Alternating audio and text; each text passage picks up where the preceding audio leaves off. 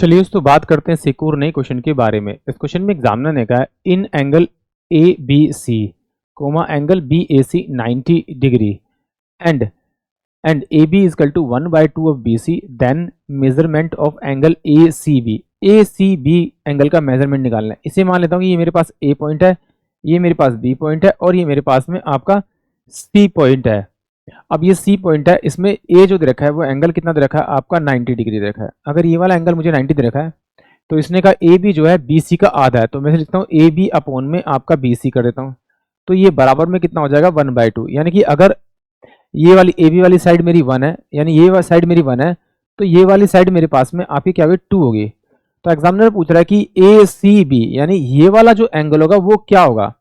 अगर आपने right angle triangle की प्रॉपर्टी पढ़ी होगी या मेरी जो वीडियोस है यानी प्लेलिस्ट से आपने हाइट एंड डिस्टेंस की वीडियोस देखी होगी, उसमें करीब 400 से 500 क्वेश्चन मैंने प्रीवियस ईयर के सारे ऑलरेडी सोल्व कर रखे हैं शॉर्ट और लॉन्ग से, और ऑलरेडी बता रखा है कि अगर कोई क्वेश्चन समझ में ना आए या कोई प्रॉब्लम हो तो मेरा व्हाट्सअप नंबर है, आप प्लीज़ उस पर मुझे कमेंट कर दीजिए, या फिर एवरी नाइट 9:30 पे अगर आप मुझे कॉल करेंगे तो मैं पक्की बात है आपको जवाब दूंगा।